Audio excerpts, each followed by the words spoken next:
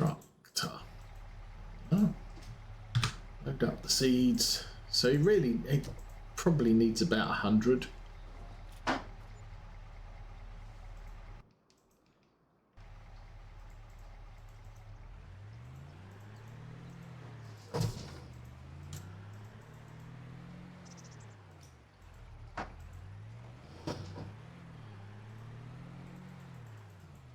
I will send that home.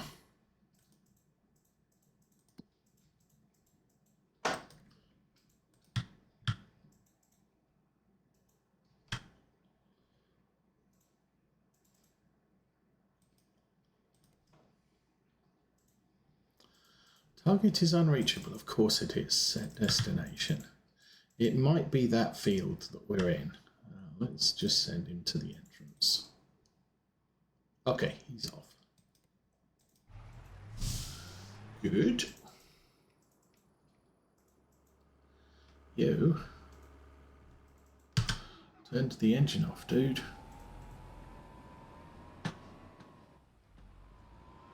Okay, he should just go to there.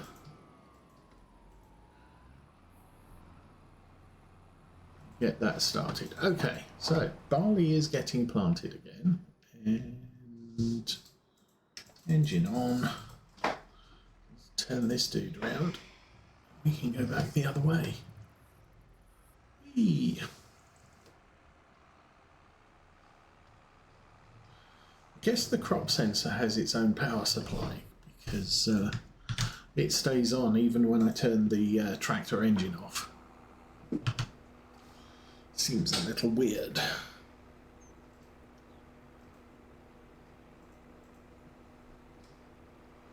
Oh, I also need to check vehicles.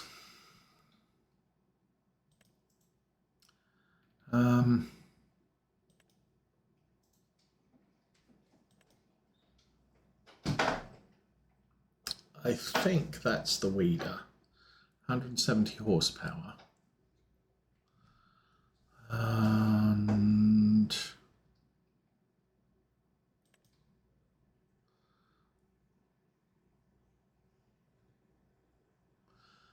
do I have a H? JIH? No. Oh, Pottinger, rotor care, 180 horsepower. So I think that would be a big no. How much horsepower does the Fendt have? 140. So no. Maybe this tractor.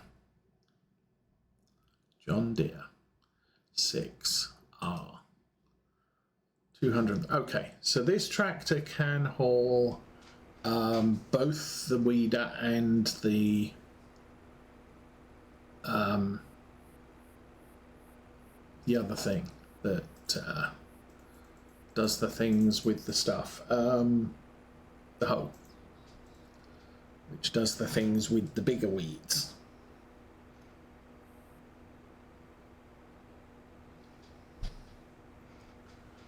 So now the other thing that has come out is,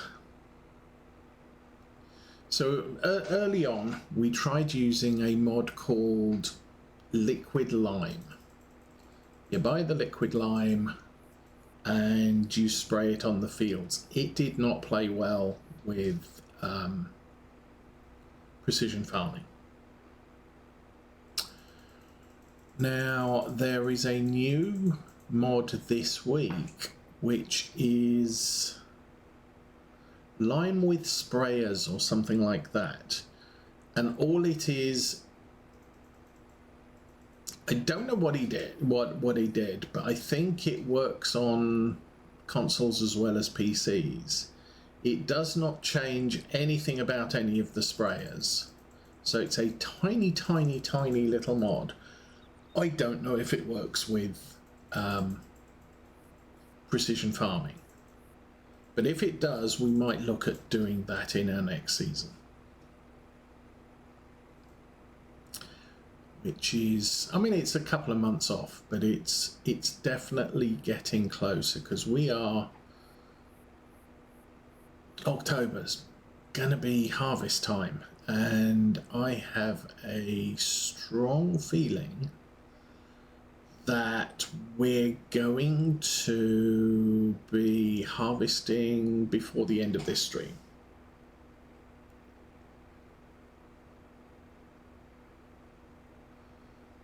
Doing this tractor is going to need diesel at some point. And I did notice that the seeder has finished.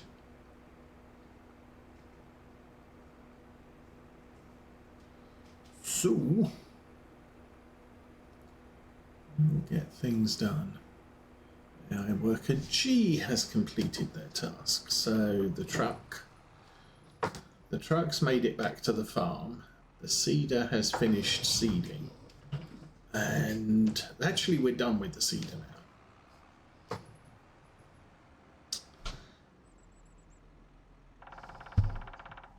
Of course, the issue there is the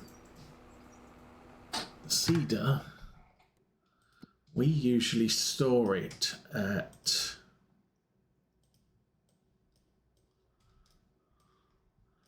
this farm.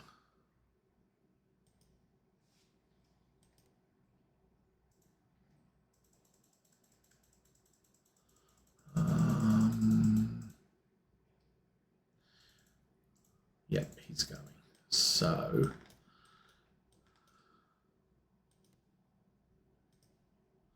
I actually want him to come back to there.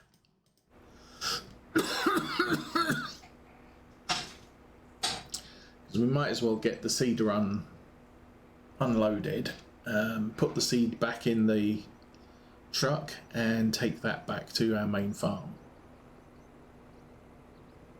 Canola and barley this year are the only things we're planting with that seeder. So it sits out at one of the satellite farms because I don't actually need it for much. We are going to need to feed the cows at some point.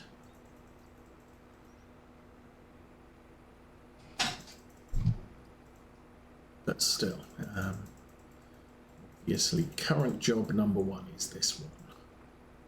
We'll head back to the main yard, we'll grab the weeder, and we'll come back out here. I'll leave the sprayer loaded because that's going to be needed next month on the barley. Mowing's next month. Harvesting is next month. I'm going to try and use the RT on the grain cart.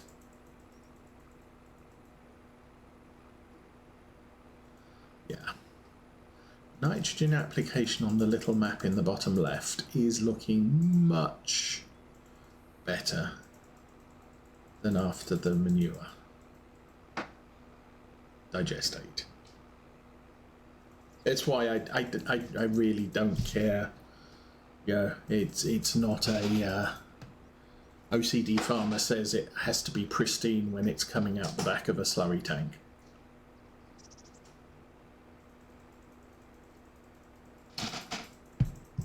It has to be good enough that it's going to reduce my costs.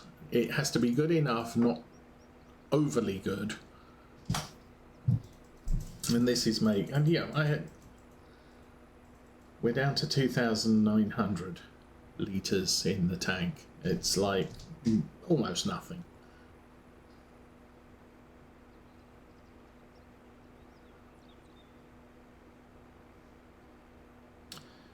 Barley will probably use even less because I think I pushed that up to about 100 kilos per hectare, and barley needs about 140, maybe 160. I don't know. I haven't looked yet.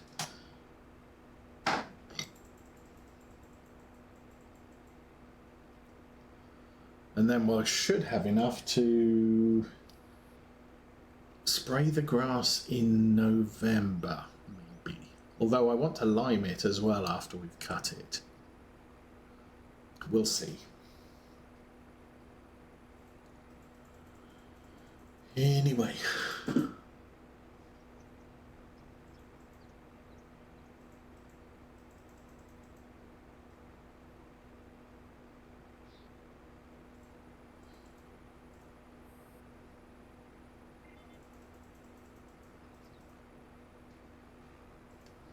I think because of the way our achievements have been running, I think our next farm will include grapes initially, probably, and maybe even olives later on.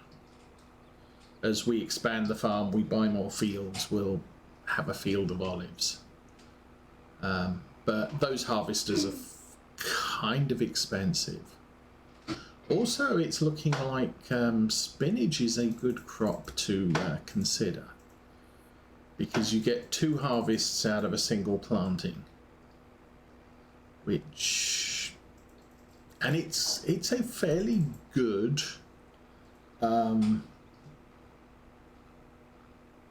value crop, combination of yield plus price point. It's a good value. And then the final thing about it is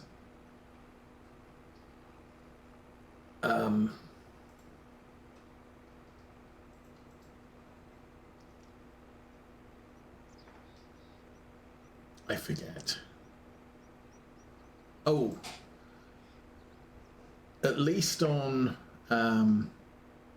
is it Whitcomb Park, Oxygen David's map, the best selling time for spinach is the harvest time. So the first harvest is good value, and the second harvest is still pretty good. So it's one of the things that makes the crop kind of good to do. For most of our crops, it's December, January, February, except soybeans. So you harvest soybeans in November. You got to wait till June before you get the best price on them. Whereas things like corn and barley and wheat, best time to sell that is winter time. And you harvest corn in November and you're selling it a month or 2 later for the best price you can get. So it's not in storage for inordinate amounts of time. I think what I might do is we'll do the headland count clockwise, which is going to put us in this top corner here. It doesn't matter which way round the field I go, we're going to end up in the top corner here. Which makes it for a long drive.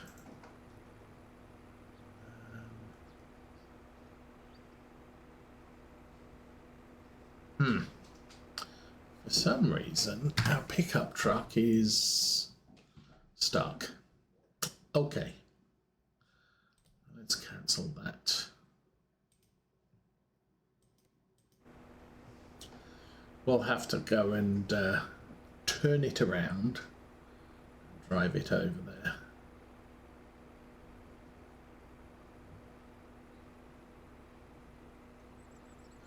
I could leave sprayer stuff up at the pig farm. Big barn there, and yeah, it puts us, well, yeah, it probably puts us closer to that barley field than going back to the main farm, although the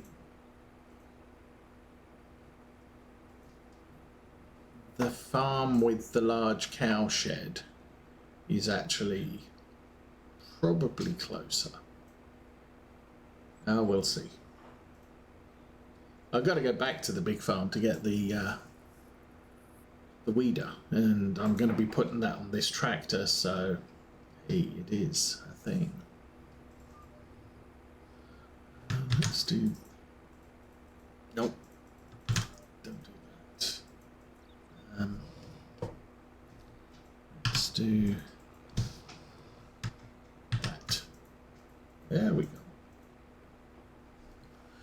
Okay, so now we just drive around the field and finish this thing off and make it all nice and green. I'm not sure I did this right.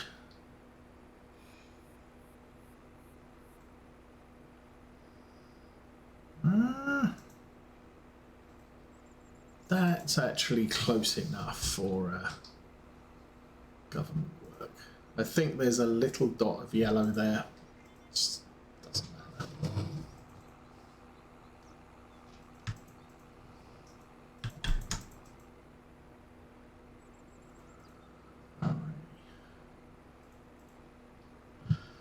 Now we have the very low usage section of the field.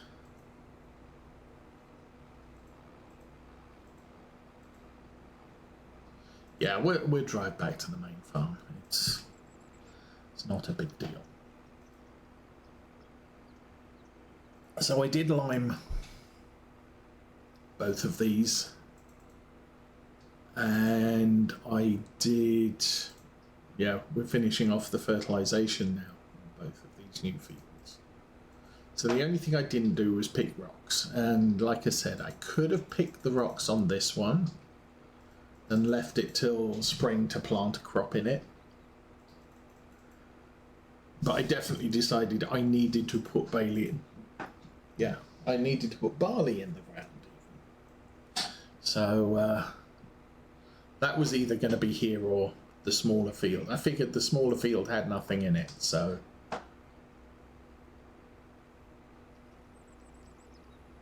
I could do everything I needed to do to get that field all ready for planting.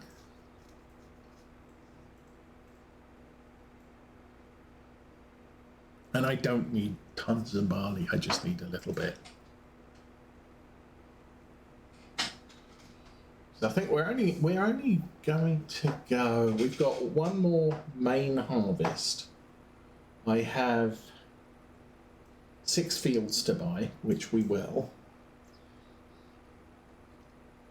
And then I want to go one more year of harvesting and see what we get from the final harvest year. And then since we're predominantly cotton, corn and soybeans, I can sell all those in the winter of year 8, I guess, and we'll see how much money we make. We'll sell the soybeans, and we'll probably sell the soybeans early. I don't have to, because we've got this screen here. It tells me what, my wool is worth 3,000, my silage is worth, my oats are worth 120. So if I wanted to sell my oats, I could make 120 now. Max value is 162. We could call it 160 and say, yeah, if I sold my oats, I'd make 160,000. So we can do the same thing with soybeans in the winter of year 8. We can just say, what's the maximum value of the soybeans we have in storage? Okay, that's going to be good enough. But this will be one of the few games saves that I don't. Normally we finish in winter, harvest is done, all the crops are collected. But if I'm doing things like barley or canola in my mix of crops, then I will actually start preparing and planting the fields in for that, in spite of the fact I'm not playing another year. I'm setting the farm up to continue it were I to play it more. So with this farm, because everything plants in spring, I can just finish once the crops are in and say, this is how good the farm did.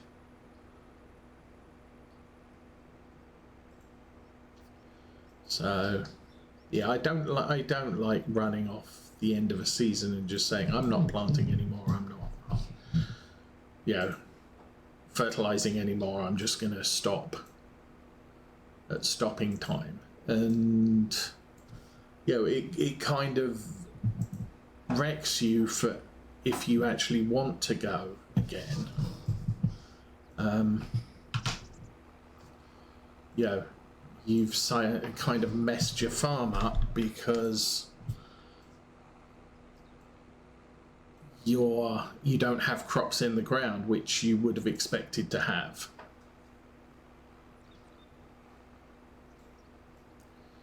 Sprayer didn't get a little bit back there. Don't know what that's all about. But we're definitely covering the field as best we can.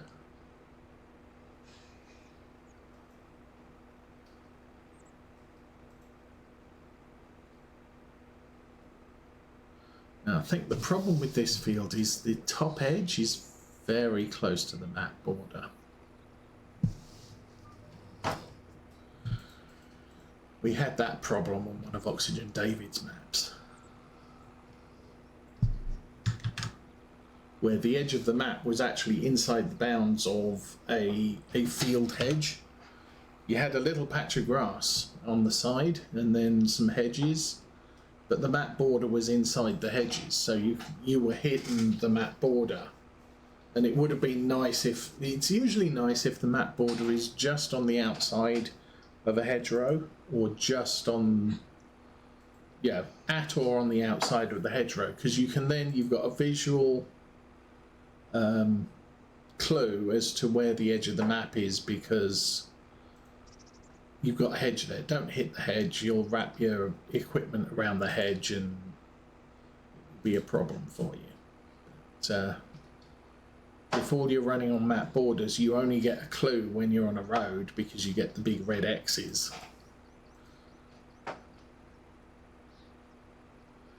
Okay, once we get to the top, I'm gonna fold everything up, turn everything off, and send this back via a worker. We'll jump in the pickup. This is a lot of... We're already down to 2,150. That's actually quite a lot of... I could have done more with the silage. Or not silage. Digestate. To be perfectly honest, I probably couldn't have done more with the digestate, because some parts of this field were very heavily covered. This edge bit is just pathetic, but it's like some was really, really heavily applied and others wasn't. Anyway.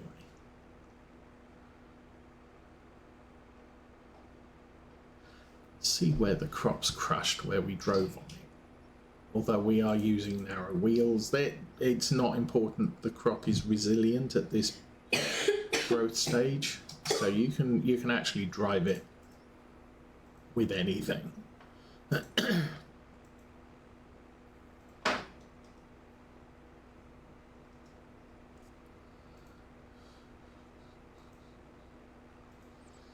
Anyway, top.